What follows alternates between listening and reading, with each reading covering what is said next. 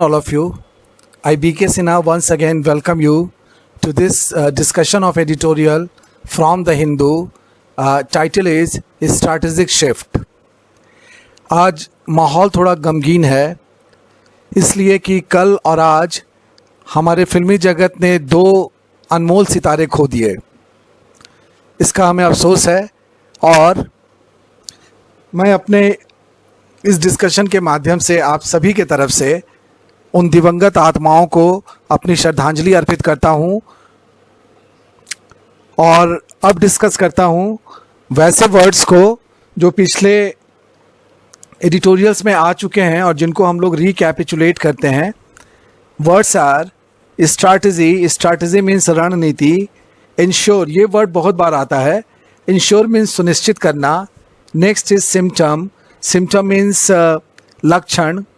Next mild कल ही हम लोगों ने डिस्कस किया था। माइल्ड मीन्स हल्का। नेक्स्ट रिलैक्सेशन मीन्स छूट। नेक्स्ट एविडेंस मीन्स साक्ष्य या प्रमाण, उसके लिए हम लोग इस वर्ड को यूज़ करते हैं। नेक्स्ट वल्नरेबल वर्ड भी एक दो बार पहले डिस्कशन में आ चुका है। वल्नरेबल मीन्स होता है कमज़ोर। A person who is expose to risk is called vulnerable. जैसे बच्चे लोग ठंड के प्रति वल्नरेबल होते हैं, बूढ़े लोग ठंड के प्रति वल्नरेबल होते हैं, उन पे ज़्यादा रिस्क होता है। नेक्स्ट पोज वर्ड भी पहले मैंने डिस्कस किया आप लोगों के साथ। पोज का दो मतलब होता है। एक तो मुद्रा होता है, इस पोज में अगर तुम अपनी फ़ोटो खिंचवाओगे तो अच्छा आएगा। और पोज का दूसरा मीनिंग होता है प्रस्तुत करना। जैसे this will pose problems for you, ये तुम्हारे लिए समस्याएं खड़ी करेगा। Next word is contain. आजकल बहुत करेंसी में है ये वर्ड। जहाँ तक कोविड-19 की बात है, कंटेन मीन्स होता है नियंत्रण करना। नेक्स्ट इज़ डिक्लाइन भी डिस्कस किया है मैंने पहले। डिक्लाइन मीन्स पतन होता है और घटना भी होता है, और इसको एक और सेंस में यूज़ किया जाता है, इनकार करने के सेंस में भी। और लास्ट वर्ड है रैशनल मीन्स लॉजिक या तर्क। Now we discuss the words appearing in today's editorial. First word is shift. Shift का दो मीनिंग होता है। एक तो बदलाव, चेंज, और दूसरा पाली। पाली means morning shift, evening shift होता है जिस तरह से ड्यूटी के लिए, उसमें हम लोग इसको यूज़ करते हैं। नेक्स्ट वर्ड फैसिलिटीज़ मीन्स सुविधाएं। सुपरविज़न मीन्स देखभाल, या अगर स्ट्रिक्ट हिंदी वर्ड इसके लिए यूज़ करें तो पर्यवेक्षण। मैनिफेस्ट मीन्स दर्शाना या व्यक्त करना, उसके लिए हम लोग इस वर्ड को यूज़ करते हैं। जैसे ही मैनिफेस्टेड हिज एंगर, वहाँ पर this word is use. Next is suspected means संदिग्ध। नेक्स्ट एक्सपोज टू, उन लोगों के लिए यूज़ किया जाता है जिन पर ज़्यादा जोखिम हो। इसके लिए एक और वर्ड अभी हम लोगों ने डिस्कस किया पहले डिस्कशन में, वो था वल्नरेबल। नेक्स्ट इज़ वैरिंग मतलब बदलना होता है। वैरिंग मीन्स बदलते रहना। जैसे एटमॉस्फेयर टेम्परेचर वैरीज, वहाँ पे हम लोग इस वर्ड को यूज़ करते हैं। नेक्स्ट वर्ड इज़ क्वारंटाइन के लिए एक अच्छा हिंदी वर्ड है संगरोध। नेक्स्ट इज़ नोटिसेबल वैसी चीज़ें या वैसा आदमी होता है जो आसानी से दिख जाता हो। नेक्स्ट इज़ सेग्रीगेट मीन्स अलग करना। नेक्स्ट एक्सटिंग्विश मीन्स होता है आग को बुझाना। इसी से बना हुआ वर्ड है फायर एक्सटिंग्विशर, और दूसरा मीनिंग भी होता है किसी चीज़ को ख़त्म कर देना। नेक्स्ट इज़ होवर मीन्स होता है मंडराना या इर्द गिर्द घूमने के लिए हम लोग वर्ड यूज़ करते हैं hover. Next word is tweak means झटके से मोड़ना, अचानक किसी चीज़ को टर्न कर देना, उसके लिए हम लोग वर्ड यूज़ करते हैं tweak. Next is care giver means ध्यान देने वाला, किसी की केयर करने वाला जो होता है उसको हम लोग कहते हैं केयर गिवर। एक और वर्ड हम लोग जानते हैं केयर टेकर, किसी चीज़ की देखभाल करने वाला, वो भी इसके लिए दूसरा वर्ड है। नेक्स्ट इज स्टेटस मीन्स स्थिति। नेक्स्ट सर्विलांस मीन्स निगरानी। जैसे you are under CCTV surveillance, आप CCTV कैमरे की निगरानी में हैं। नेक्स्ट एक्सप्लेन मीन्स व्याख्या करना। एक वर्ड है प्रॉम्प्ट मीन्स प्रेरित करना। जैसे ही prompted me to start this initiative, वहाँ पे हम लोग इस वर्ड को यूज़ करते हैं। नेक्स्ट इज रिलेटिव मीन्स सापेक्ष, फिजिक्स का वर्ड है ये। रिलेटिव मोशन, जब कंपैरिजन की बात होती है वहाँ पर हम लोग इसको यूज़ करते हैं। दूसरा वर्ड इसके लिए हो सकता है अपेक्षाकृत। Next is anecdotal. Anecdotal means जो चीज़ वास्तविक हो या नहीं हो, लेकिन किसी के कहने के अनुसार या लोगों के मानने के अनुसार वो रियल हो, that is called anecdotal. Next word is rather phrase is shut down, means बंद करना। Next infer. इन्फर मीन्स निष्कर्ष निकालना, इसी से वर्ड बनता है इन्फरेंस, निष्कर्ष। नेक्स्ट इज यहाँ पे डिस्कस करेंगे। एक वर्ड है सिम्प्टोमेटिक। सिम्प्टोमेटिक मीन्स जिसमें लक्षण मौजूद होता है किसी भी बीमारी का, उसको हम लोग कहते हैं सिम्प्टोमेटिक। एक वर्ड यहाँ पे दिया गया आज, pre symptomatic. Pre symptomatic means जिसमें पहले से कुछ लक्षण मौजूद हों या जिस पर डाउट है कि इस पे ये बीमारी हो सकती है। ये वीक लक्षण वालों के लिए हम लोग इसको यूज़ करते हैं। फिर एक वर्ड है एसिम्प्टोमेटिक। एसिम्प्टोमेटिक मीन्स जिसमें लक्षण ना हो, जिसमें कोई सिम्टम ना हो, उसके लिए asymptomatic. Next is potent. Potent means शक्तिशाली। Next is clog. क्लॉग का मतलब भर जाना या अवरुद्ध हो जाना, जाम हो जाने के लिए वर्ड हम लोग यूज़ करते हैं clog. Next endanger. Endanger means खतरे में डालना, जैसे we can endanger our lifes if we go out during this lockout.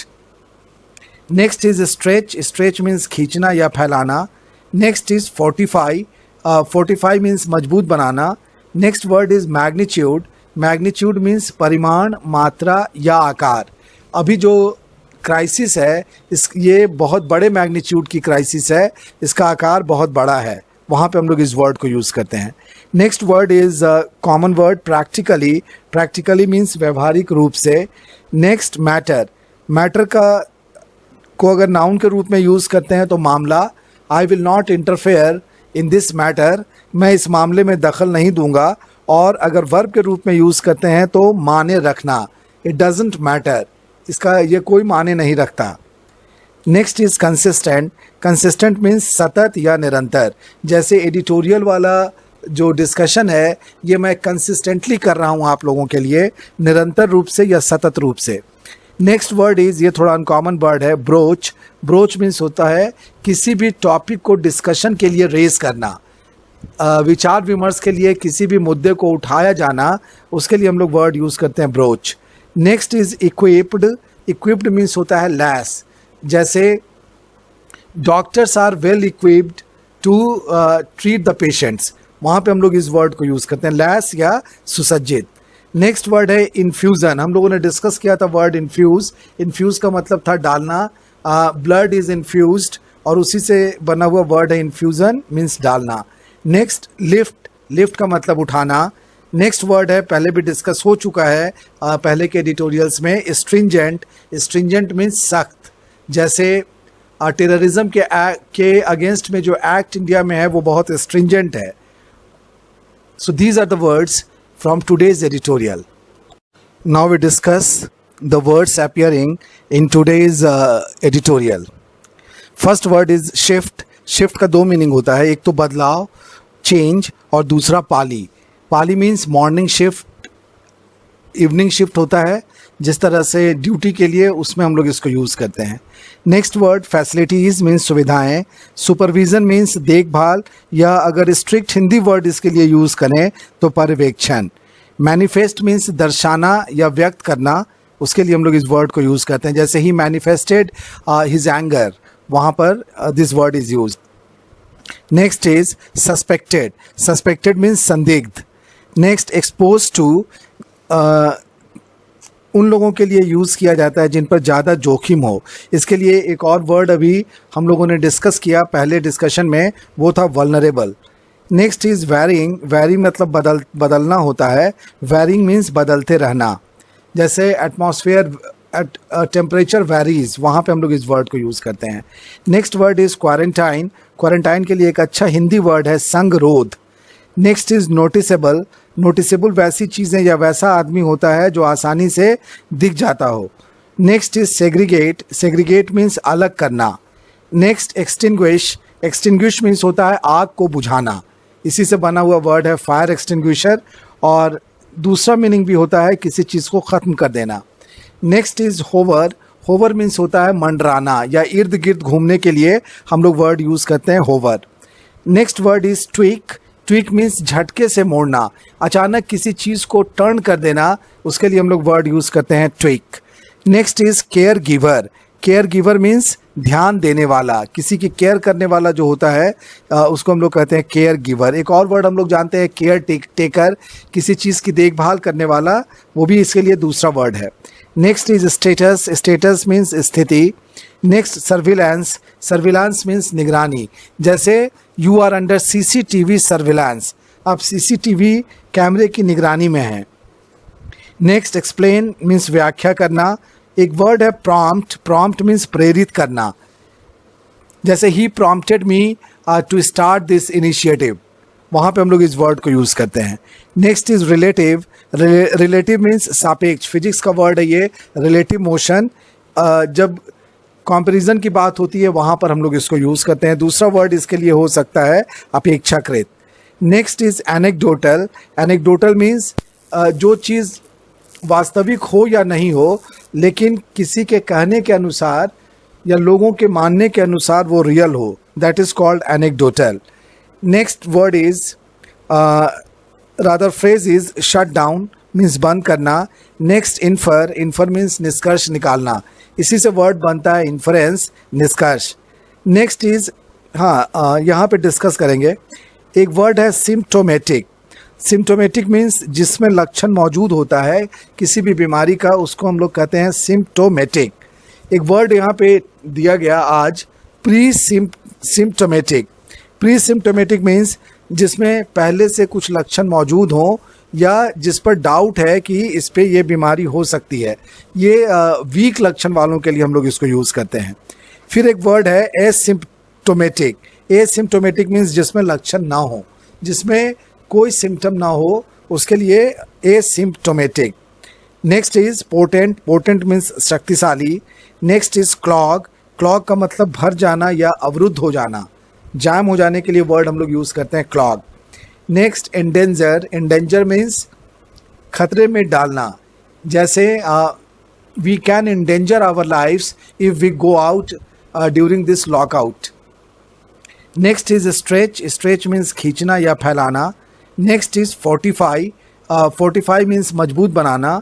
Next word is magnitude. Magnitude means परिमाण, मात्रा या आकार। अभी जो क्राइसिस है ये बहुत बड़े मैग्नीट्यूड की क्राइसिस है, इसका आकार बहुत बड़ा है, वहाँ पे हम लोग इस वर्ड को यूज़ करते हैं। Next word is common word practically. Practically means व्यवहारिक रूप से। Next matter.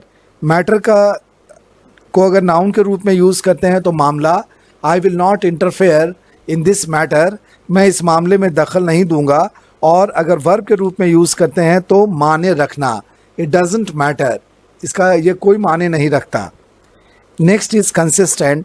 कंसिस्टेंट मीन्स सतत या निरंतर, जैसे एडिटोरियल वाला जो डिस्कशन है ये मैं कंसिस्टेंटली कर रहा हूँ आप लोगों के लिए, निरंतर रूप से या सतत रूप से। नेक्स्ट वर्ड इज़, ये थोड़ा अनकॉमन वर्ड है, ब्रोच। ब्रोच मीन्स होता है किसी भी टॉपिक को डिस्कशन के लिए रेज करना, विचार विमर्श के लिए किसी भी मुद्दे को उठाया जाना, उसके लिए हम लोग वर्ड यूज़ करते हैं ब्रोच। Next is equipped.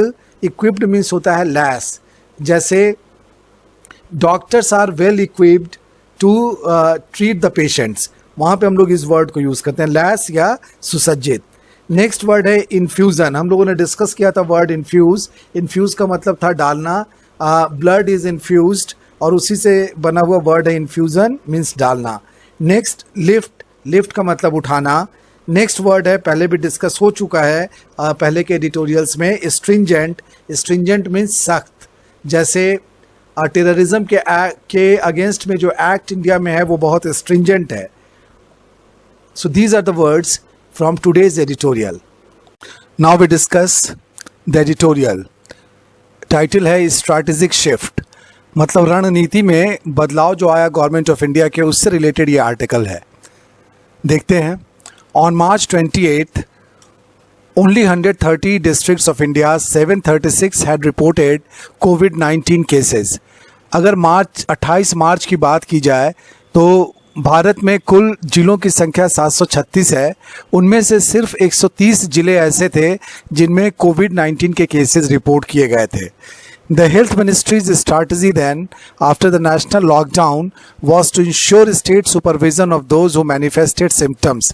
उस समय स्वास्थ्य मंत्रालय जो भारत सरकार का है, उसकी रणनीति ये थी, उसकी योजना ये थी कि नेशनल लॉकडाउन भी शुरू हो चुका था, तो ये सुनिश्चित करना था कि वैसे लोग जिनमें कोविड-19 के लक्षण पाए गए थे उन्हें राज्य की निगरानी में रखना चाहिए, as well as their high risk contacts, जिन्होंने लक्षण दिखाए उन मरीजों को भी, और साथ ही साथ जो उनके कॉन्टैक्ट में जो लोग हाई रिस्क वाले कॉन्टैक्ट में थे, जो लोग उनके संपर्क में आ सकते थे, उन लोगों पर भी नज़र रखी जाए, उन पर भी सरकारी निगरानी हो। साथ ही साथ उन लोगों पर भी जिनका कोई ट्रैवल हिस्ट्री है, जो कहीं से देश के किसी अन्य प्रांत से या विदेशों से घूम कर आए हैं, उन पर भी नज़र रखने की बात कही गई थी। सस्पेक्टेड हाई रिस्क कॉन्टैक्ट्स और those likely to have been expose to the infection were subjected to varying degrees of state quarantine. और संदिग्ध ऐसे लोग जिनमें बीमारी के लक्षण थे या उनसे जुड़े हुए जो कॉन्टैक्ट में उनके लोग थे, उन लोगों को सरकार की तरफ से अलग अलग क्वारंटाइन में अलग अलग डिग्री में रखा गया। Those not showing signs of the disease or mild manifestations were put in care centers and those noticeably sicker in hospitals.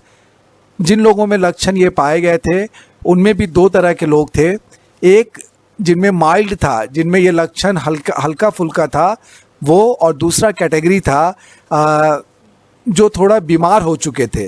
तो जिनमें ये लक्षण हल्के फुल्के थे उन्हें केयर सेंटर में रखा गया, देखभाल वाले केंद्रों पर रखा गया, और जो ज़्यादा बीमार प्रतीत हो रहे थे उन्हें हॉस्पिटल्स में रखा गया। The idea always was that if the sick and their contacts were segregated from the community long enough, the transmission chain would be broken and the disease extinguished. इसके पीछे आइडिया ये था कि जो इससे ग्रसित हो चुका है कोविड-19 से और उनके संपर्क में जो भी लोग हैं जिन पर भी संभावना बनती है ग्रसित होने की, इनको अगर कम्युनिटी से, समाज से अलग रख दिया जाए एक लंबे समय तक, तो संक्रमण की जो श्रृंखला है, जो चेन है, वो टूट जाएगी और ये बीमारी ख़त्म हो जाएगी। इस आइडिया को दिमाग में रखते हुए सेग्रीगेशन की पॉलिसी अपनाई गई थी। As April ends, the number of affected districts stands at 401 and confirmed cases have risen by 1,000 a day. The daily death count hovers between 50 and 60. जैसे ही अब अप्रैल ख़त्म होने को है और इस समय अगर हम आंकड़ों की बात करें तो 401 जिले, 736 में से अब 401 जिले संक्रमित हो चुके हैं और कंफर्म केसेस की जो संख्या है वो प्रतिदिन 1000 के हिसाब से आगे बढ़ रही है। प्रतिदिन के हिसाब से अगर देखा जाए तो मरने वालों की संख्या 50 और 60 के बीच में है। कल की अगर हम बात करें तो कल अभी तक की सबसे ज़्यादा मृत्यु कल हुई थी कोरोना वायरस की वजह से, और ये फिगर था 70। In a containment strategy tweak, those with a mild form of the disease or are pre-symptomatic would have the option of home quarantining.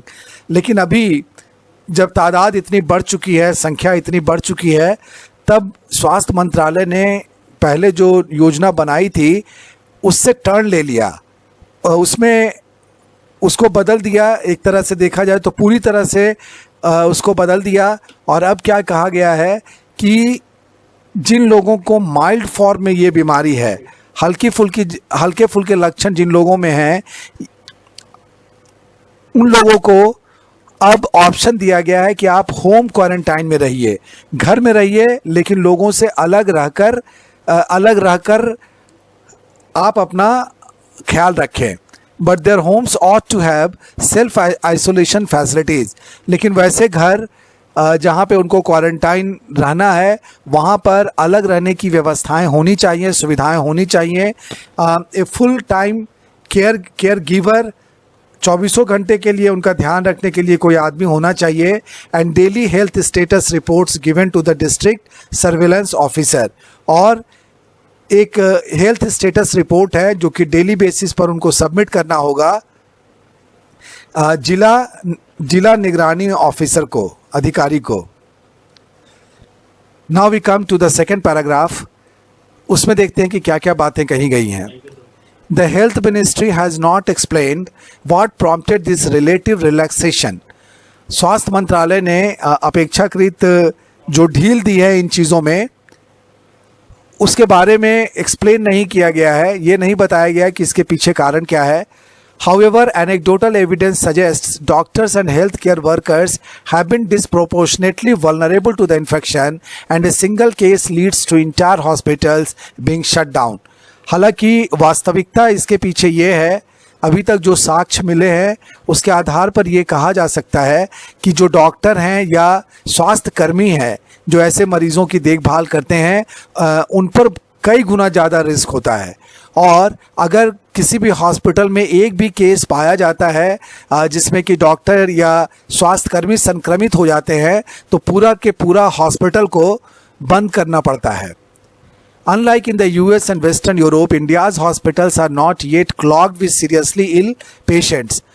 अगर अमेरिका और वेस्टर्न यूरोप की बात की जाए तो वैसी स्थिति भारत में नहीं है। भारत में अभी भी अस्पताल गंभीर रूप से कोरोना ग्रसित लोगों से मरीजों से भरे पड़े नहीं हैं। It could be due to India's relatively low case count and also people not turning up fearing infection. इसकी वजह हो सकती है कि भारत में अपेक्षाकृत अगर अमेरिका और वेस्टर्न यूरोप से हम तुलना करते हैं तो यहाँ पर कोरोना से संक्रमित केसों की संख्या कम है। साथ ही साथ लोग उपस्थित नहीं होते हैं, अस्पतालों में नहीं जा रहे हैं। दूसरे तरह के मरीज भी वो इस बात से डरे हुए हैं कि अस्पताल में जाने पर संक्रमण हो सकता है। Allowing home quarantine could be seen as health authorities inferring that quarantining in public facilities posed more risk. घर में रहकर क्वारंटाइन रहने की जो सलाह है जो स्वास्थ्य विभाग से जुड़े अधिकारियों ने लोगों को दी है वो शायद इस निष्कर्ष पर है कि पब्लिक प्लेस पे, जैसे जो पब्लिक हॉस्पिटल है या जहाँ पे ज़्यादा लोगों का आना जाना लगा रहता है, उसके मुकाबले आपका घर ज़्यादा सेफ है। यहाँ पे उतना रिस्क नहीं है, संक्रमण भी उतना ज़्यादा फैलने की संभावना नहीं है। The pre symptomatic and asymptomatics did not benefit from treatment and were potent virus spreaders and therefore endangered the staff and health workers. ऐसा भी देखने को मिला कि वैसे लोग जिनमें कोरोना के हल्के फुल्के लक्षण पाए गए, जिन्हें हम प्री सिम्प्टोमेटिक्स मानते हैं या जिनमें ये लक्षण बिल्कुल भी नहीं थे, उनको हॉस्पिटल में रखकर उनका इलाज करने से कोई फ़ायदा नहीं है, बल्कि ये इस तरह के जो मरीज़ हैं वो वायरस को फैलाने में ज़्यादा मददगार साबित होते हैं और उसकी वजह से हॉस्पिटल के जो कर्मचारी हैं या स्वास्थ्यकर्मी हैं उन पर ज़्यादा खतरा बना रहता है। They also stressed state resources in maintenance. The ministry also found that among those who tested positive, there were 2 pre-symptomatics और asymptomatics for every symptomatic. एक आंकड़ा यहाँ पर स्वास्थ्य मंत्रालय ने और भी दिया कि जितने लोगों ने पॉजिटिव टेस्ट किया, जिन लोगों ने पॉजिटिव टेस्ट किया कोरोना वायरस से, अगर हम देखते हैं कि उसमें से एक में ये लक्षण पूरी तरह से पाया गया तो 2 लोग ऐसे थे जिनमें ये हल्का लक्षण था या नहीं था। The disease spread, it appears, is now beyond the ability of the state to contain by quarantine. अब बीमारी का जो फैलाव है, जो इसका संक्रमण फैलने की जो संभावना है, वो क्वारंटाइन के द्वारा सरकार अब उसको नियंत्रित करने में अपने को असक्षम पाती है। And it was far more prudent to fortify health workers and hospitals with the best facilities available to handle patients. और अब इस चीज़ में ज़्यादा बुद्धिमानी है या ज़्यादा अच्छा ये होगा कि जो भी स्वास्थ्यकर्मी हॉस्पिटल से जुड़े हुए हैं उनको सुरक्षित रखने के लिए उन्हें सबसे सर्वश्रेष्ठ सुविधाएं मुहैया कराई जाएं ताकि वो पेशेंट्स को ठीक तरीके से हैंडल कर सकें। Officially there is no community transmission in India, but at this magnitude of cases it does not practically matter. आधिकारिक रूप से हालांकि ऐसा नहीं कहा गया है, आधिकारिक रूप से भारत में अभी भी कम्युनिटी ट्रांसमिशन मतलब सामुदायिक जो फैलने की घटना हो सकती थी कोरोना की, उसकी पुष्टि नहीं की गई है भारत में। लेकिन फिर भी केसों की इतनी बड़ी संख्या को अगर हम ध्यान में रखें तो इससे कोई फ़र्क नहीं पड़ता। Gujarat, Maharashtra, Madhya Pradesh and Delhi are powering the spread of cases. Gujarat, Maharashtra, Madhya Pradesh और दिल्ली इनकी वजह से केसेस तेज़ी से बढ़ रहे हैं and only consistent declines here can broach discussion on the end of the pandemic. और अगर इन राज्यों में निरंतर गिरावट देखी जाती है संक्रमण के केसों में, तभी हम लोग इस वैश्विक महामारी के ख़त्म होने की बात की चर्चा शुरू कर सकते हैं। जब तक इन राज्यों में केसों की संख्या निरंतर घटती हुई नज़र नहीं आती, तब तक हम लोग इसके बारे में सोच भी नहीं सकते कि ये महामारी ख़त्म होने वाली है। From a month ago, India on paper is equipped with better supply channels of personal protective equipment, infusion pumps for oxygen, hospital beds, laboratories for testing and PCR kits. एक महीने से कागज़ों पर ये बात ज़रूर चल रही है कि भारत पूरी तरह से लैस है जहाँ तक पर्सनल प्रोटेक्टिव इक्विपमेंट की बात है, उसके आपूर्ति की बात है, जहाँ तक इन्फ्यूज़न ऑक्सीजन देने के लिए जो इन्फ्यूज़न पंप की ज़रूरत पड़ती है वो अच्छी खासी संख्या में भारत के पास मौजूद है। पर्याप्त हॉस्पिटल्स बेड हैं, प्रयोगशालाएं हैं और टेस्टिंग के लिए पॉलीमराइज्ड PCR किट्स भी मौजूद हैं। If the lockdown is lifted on May 3rd, the rationale behind the government's containment strategy will be put to a stringent test. अंत में कहा गया है कि अगर 3 मई को लॉकडाउन हटाया जाता है तो सरकार की ये जो नीति है अभी कोरोना को नियंत्रित करने की, इसके पीछे क्या लॉजिक है, इसकी जांच होगी, इसकी कड़ी परीक्षा होगी। तो ये था आज का एडिटोरियल जिसमें बहुत से डेटा आप लोगों को जानने को मिले और इसका जिस्ट है India is now forced to reserve its health care facilities for those who need it the most. Gist में ये कहा गया है कि भारत की अब मजबूरी है कि अपने हेल्थ केयर फैसिलिटीज़ को वो संभाल कर रखे, बचा कर रखे उन लोगों के लिए जिन्हें इसकी सबसे ज़्यादा ज़रूरत है। मतलब जो लोग गंभीर रूप से ग्रसित हो गए हैं, बीमार हैं, उनको ये सुविधाएं मुहैया कराई जाए। साथ ही साथ जो स्वास्थ्यकर्मी हैं या जो डॉक्टर्स हैं उनको भी पूरे प्रोटेक्शन में रखना होगा, क्योंकि उनमें संक्रमण फैलने की दर ज़्यादा है। अगर एक आदमी में संक्रमण फैलता है तो जो फैसिलिटीज़ है वो बुरी तरह से प्रभावित होती है, पूरा का पूरा हॉस्पिटल बंद करना पड़ता है। तो और वो हमारे प्रेशियस रिसोर्सेज हैं, उनको हम ख़तरे में नहीं डाल सकते, ऐसा मानना है इस एडिटोरियल में। अब हम लोग डिस्कस करते हैं कल के एडिटोरियल से जो क्वेश्चंस दिए गए थे कॉम्प्रहेंशन के लिए उसको।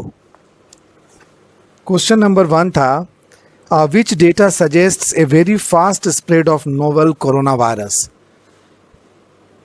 कौन से आंकड़े ऐसे हैं जो ये बताते हैं कि कोरोना वायरस का जो फैलाव है, इसका जो संक्रमण है वो बहुत तेज़ी से बढ़ा है। तो हम लोग देखते हैं एडिटोरियल के शुरू में ही लिखा हुआ है, स्क्रीन पे उसको ग्रीन से मार्क किया गया है। Answer number 1, the number of days needed to double to 2 million sharply reduced to 12. It again took just 12 more days to cross 3 million cases globally on April 27 night.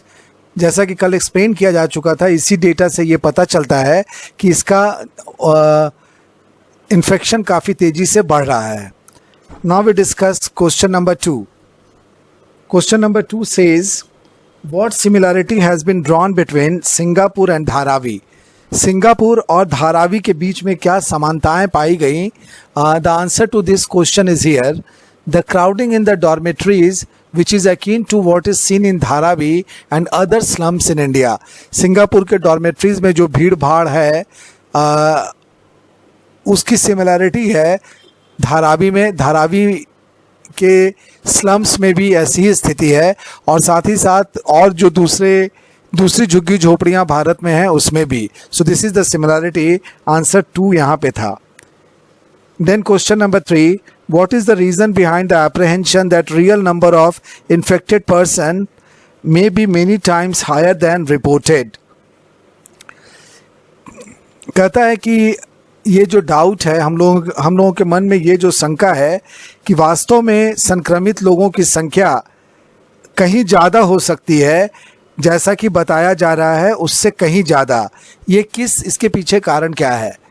तो इसका answer यहाँ पे है the true number of infections will be several fold higher as most countries have not been testing people who have mild or no symptoms.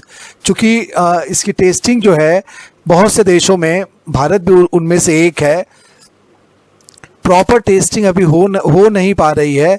जिन लोगों को इसके हल्के फुल्के लक्षण हैं उनकी टेस्टिंग नहीं हो रही है. अगर प्रॉपर टेस्टिंग की जाए तो ये संख्या बढ़ सकती है. Now question number 4, which is the second most affected country in the world? हम लोग वैसे भी जानते हैं और इस एडिटोरियल में भी लिखा हुआ है कि स्पेन, अमेरिका के बाद स्पेन ऐसा देश है जिसमें कोरोना के केसेस दुनिया में दूसरे नंबर पर सबसे ज़्यादा हैं. So the answer is Spain. And now the last question, what does चिक बाय जोल स्टैंड फॉर? चिक बाय जोल जैसा कि कल हम लोगों ने डिस्कस किया था, एक अच्छा ईडियम है. इसका मतलब होता है बहुत सट के रहना, मतलब साथ के लिए वर्ड हम लोग यूज़ करते हैं जहाँ पे फिजिकल डिस्टेंसिंग मुश्किल होती है. तो साथ या सटे हुए रहना के लिए इंग्लिश टर्म यूज़ किया जाता है चिक बाय जोल. तो ये थे आंसर्स जो कि कल के एडिटोरियल क्वेश्चंस थे. उनके कल हम लोग फिर एक नए एडिटोरियल के साथ आपसे इंटरैक्ट करेंगे. तब तक के लिए गुड बाय, टेक केयर.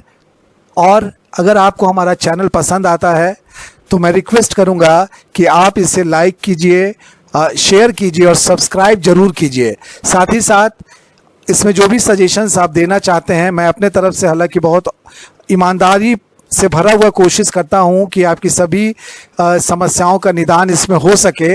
लेकिन फिर भी अगर कोई कसर बाकी हो तो कमेंट में ज़रूर लिखिएगा, मैं उसको ज़रूर अटेंड करूंगा. Thank you once again.